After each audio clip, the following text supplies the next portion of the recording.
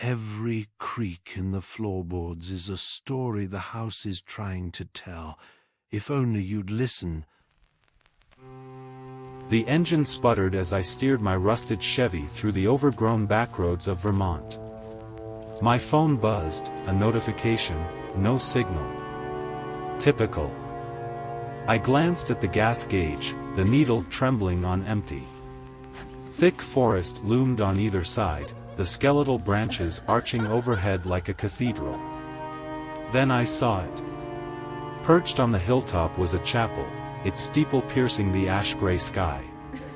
It shouldn't have been there, at least, not according to the map. My breath caught as I noticed the faint glow of candlelight spilling through cracked stained glass windows.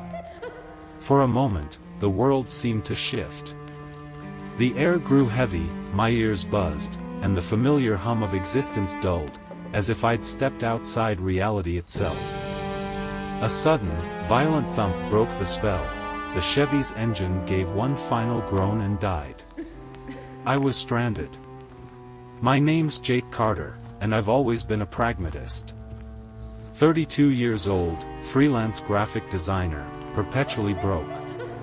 People called me cynical, but I liked to think of it as realism. Life doesn't throw you curveballs, it just drops bricks. That day, I'd been driving to visit my sister in Montpelier. She always worried about me, said I worked too hard and lived too little. Maybe she was right, but I wasn't in the mood for a lecture. Instead, I took a detour, chasing one of those scenic routes you see on postcards but regret once you're in the thick of it. My life wasn't exactly thrilling, but it was mine. I liked routine, making coffee with too much sugar, late-night gaming sessions, the faint hum of city life outside my window. Vermont's eerie silence was unnerving, as though the trees themselves were listening. I stuffed my phone into my pocket and grabbed a flashlight from the glove compartment. The chapel loomed ahead, an uninvited stranger in the wilderness. It wasn't just old, it was ancient. Its once white exterior was blistered black, shingles missing from the roof like broken teeth. As I climbed the hill, I tried to convince myself I was doing this to find help, not because of some morbid curiosity. The air grew colder with every step.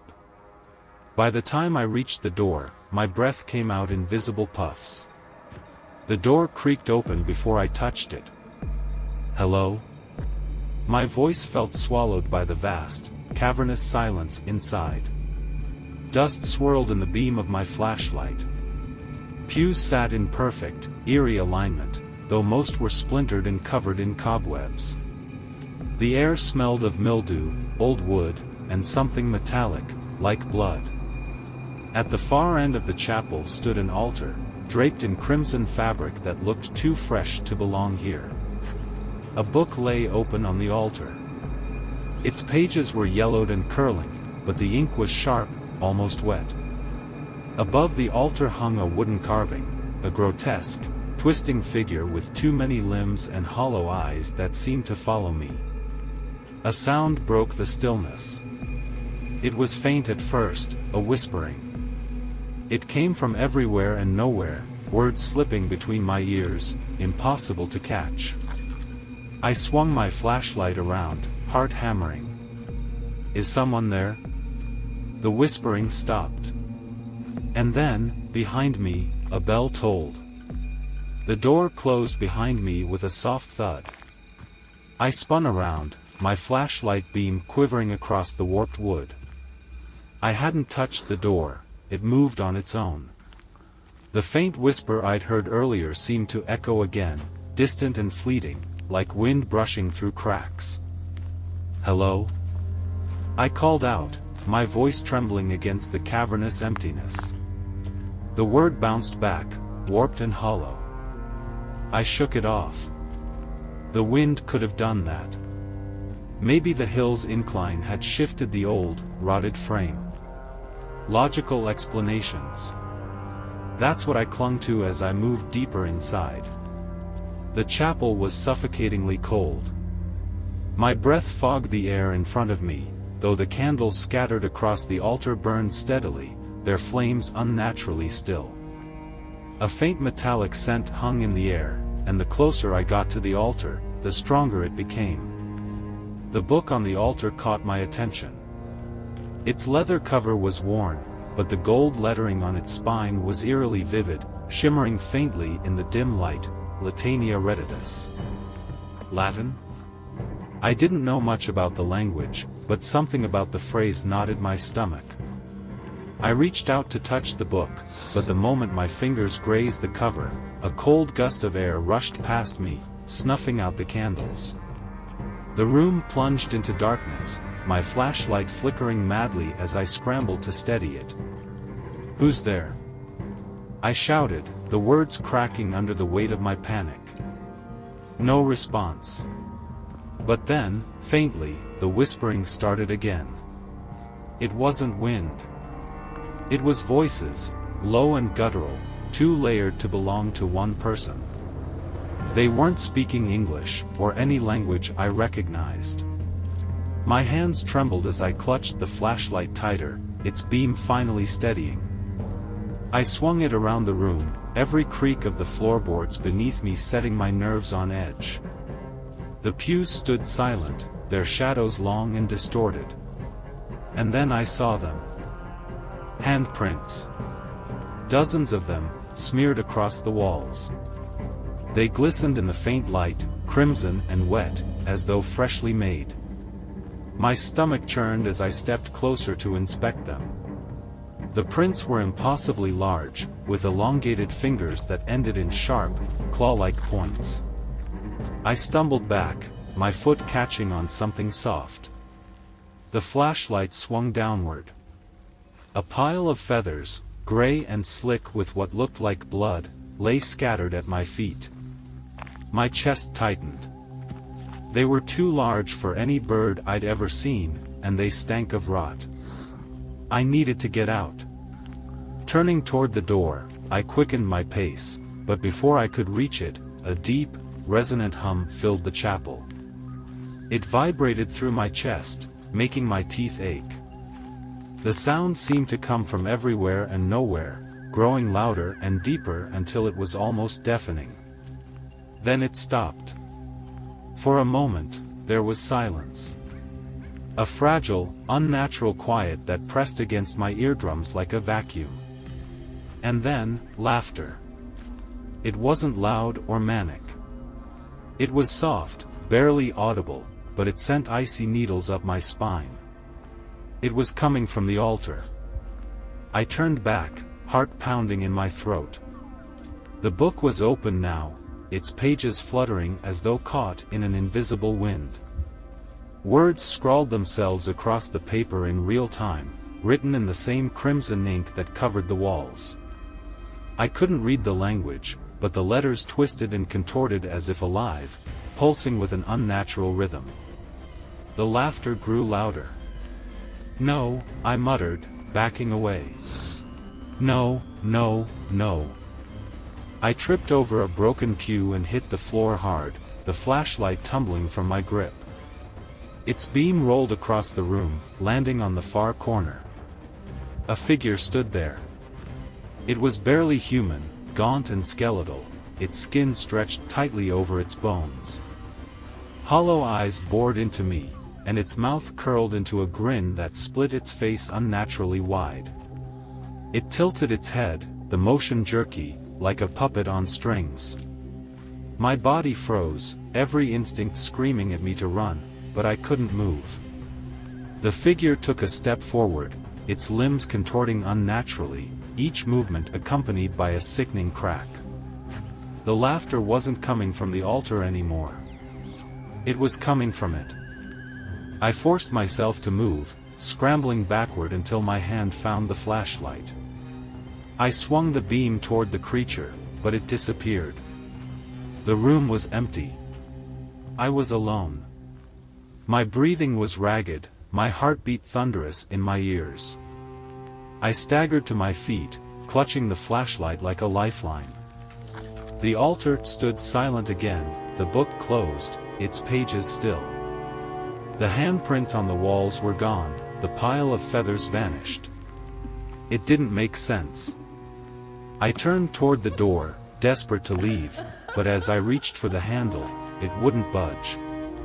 I twisted and pulled, but it was as if the door was sealed shut. Behind me, the whispering started again. It was closer this time. The whispers grew louder, filling the air with a cacophony of words I couldn't understand.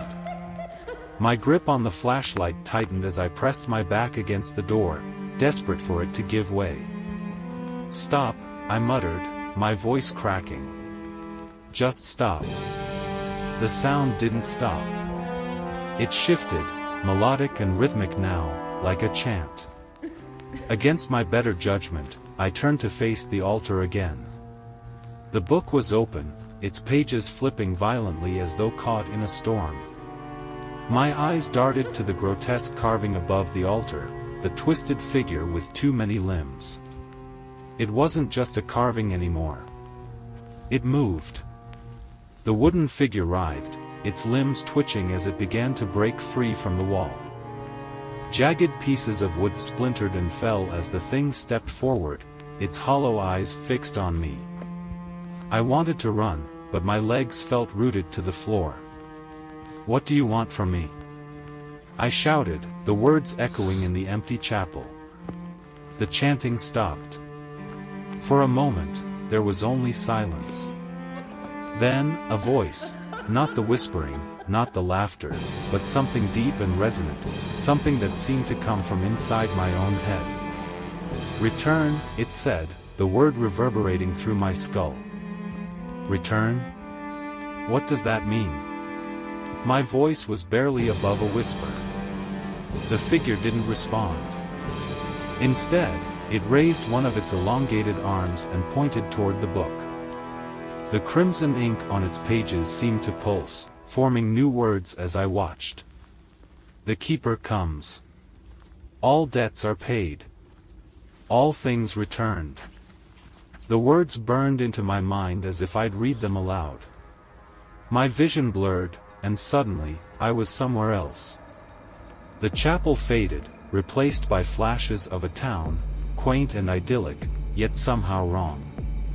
A group of people stood in a circle, their faces obscured, chanting in unison. At the center of the circle was the same twisted figure, only larger, its limbs stretching out to the heavens. They weren't praying to banish it. They were summoning it. The vision snapped away, and I was back in the chapel, gasping for air.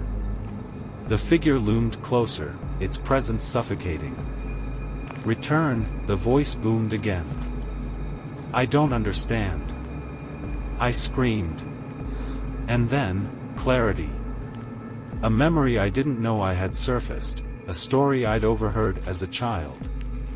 My grandparents had spoken of a place in the Vermont woods, a chapel where desperate townsfolk had made a pact long ago.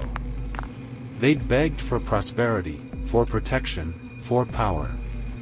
But nothing came without a price. They promised something in return, something they couldn't undo. The keeper. I was standing in that chapel. "You think I'm part of this?" I spat, fear morphing into defiance. "I didn't ask for this. I didn't promise anything." The figure tilted its head, its hollow gaze boring into me. Then it raised a hand and pointed, not at me, but at my chest. I looked down and froze. The veins on my arms pulsed with a faint crimson glow, the same shade as the ink in the book. My heartbeat quickened, each thud sending a wave of light coursing through me. "No," I whispered. "No, this can't be real." The figure took another step forward, its limbs cracking and contorting as it reached for me. I stumbled back, my flashlight slipping from my grasp and clattering to the floor. "Stop!" I screamed, but it didn't halt. My back hit the altar. In desperation, I grabbed the book and hurled it at the creature. The moment it left my hands, a deafening roar filled the chapel. The figure shrieked, a sound so piercing it felt like knives driving into my ears. The book landed open on the ground, its pages igniting in a burst of crimson flames. The flames spread, consuming the pews, the walls, everything. The figure froze, its form trembling as the fire licked at its feet. Its hollow eyes locked onto mine one final time. "Return," it hissed, and then it collapsed into ash. The fire spread faster, the chapel groaning as the walls began to collapse. I didn't wait, I ran for the door, slamming my shoulder into it until it burst open. Outside, the cold air hit me like a wave. I stumbled down the hill, not daring to look back as the chapel crumbled behind me. The flames roared, lighting up the night like a beacon of hell. I reached the safety of the forest and collapsed to my knees, gasping for breath. My hands trembled as I looked at them, half expecting to see the crimson glow. But it was gone. The chapel burned to the ground, taking its horrors with it. Or so I thought. As I staggered back to the road, I felt the faintest whisper against my ear. "Return." I didn't stop running until the flames were far behind me. My chest burned, my legs ached, but the icy grip of fear kept me moving. When I finally reached the road, I collapsed, gasping for air. The forest around me was silent again, save for the distant crackle of fire. I fumbled for my phone. Still no signal. The glow of the chapel's destruction flickered faintly on the horizon, a reminder of the nightmare I'd barely escaped. But I was free. It was over. Wasn't it? The thought nagged at me as I leaned against the rusted Chevy, the cold metal biting into my back. I closed my eyes, trying to push the memory of the creature, the keeper, out of my mind. But then I felt it. The faintest vibration under my feet. It was rhythmic, like a heartbeat. My pulse quickened as I pressed my ear to the ground. It wasn't my imagination. The earth itself was throbbing, slow and steady, as though something massive stirred beneath it. I scrambled to my feet, heart pounding, and looked back toward the hill where the chapel once stood. The flames had died down, leaving only smoke curling into the night sky. But there was something else now, a faint red glow pulsing in time with the vibrations. "No," I whispered. "No, no, no." Before I could move, a sharp pain shot through my chest. I doubled over, clutching at my heart as the same crimson glow erupted from my veins. It spread, snaking up my arms and across my body like living fire. The whispers returned, louder and clearer this time. They weren't coming from the woods or the ruins of the chapel. They were inside me. "You were never meant to leave," the deep, resonant voice from before echoed in my mind. "I destroyed it." I shouted, staggering backward. "I burned it all." "You freed it." The words hit me like a physical blow, and suddenly, images flooded my mind. The chapel, the summoning, the keeper, it wasn't a prison. It was a seal. The people in my vision weren't summoning the entity. They were trying to bind it, to keep it contained. And I had destroyed the only thing holding it back. I fell to my knees as the earth beneath me cracked, thin red lines spreading outward like veins. The heartbeat grew louder, deafening, as the ground split open. A massive hand, twisted and gnarled, burst forth from the fissure, followed by another. The keeper was rising. "No!" I screamed, scrambling to my feet. I tried to run, but my body wouldn't obey. My glowing veins pulsed in time with the creature's heartbeat, rooting me in place. The ground erupted, and the keeper emerged in full. It towered above the trees, its grotesque form even more horrifying than before. Its limbs twisted unnaturally, its hollow eyes burning with a malevolent light. "You are the vessel," the voice boomed, each word shaking the air. Vessel? My voice was barely a whisper, drowned out by the roar of the creature's presence. "The debt is yours. The return is you." The crimson glow spread from my veins, forming tendrils of light that connected me to the keeper. I could feel it now, a pull, as though my very soul was being drawn out, piece by piece. "No," I muttered, tears streaming down my face. "This isn't real. This can't be real." The keeper's grin widened, its jagged teeth glinting in the crimson light. And then, I understood. It wasn't just the chapel that had drawn me here. It was me. The stories my grandparents told, the whispers in the woods, they weren't warnings. They were breadcrumbs.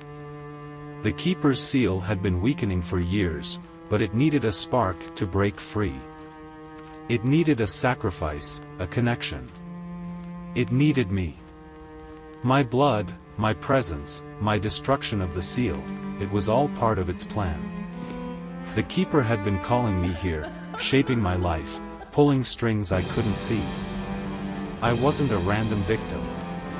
I was chosen. The realization hit me like ice water. There was no escape.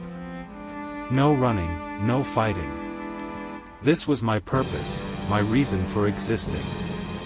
The tendrils of crimson light wrapped tighter around me, lifting me off the ground. The keeper's hollow eyes stared into mine, and for a brief moment, I saw everything: centuries of suffering, cycles of destruction, the endless hunger of the entity before me. And then, it spoke one final word. Return. The world went dark. When I woke, the forest was silent. The chapel was gone, the hill flattened as though it had never existed. My veins no longer glowed, and the whispers were gone. But I wasn't alone. The keeper's voice lingered in my mind, quiet but undeniable. I could feel it inside me now, a part of me, waiting. Waiting for the next call. And somewhere, deep in the woods, another candle flickered to life.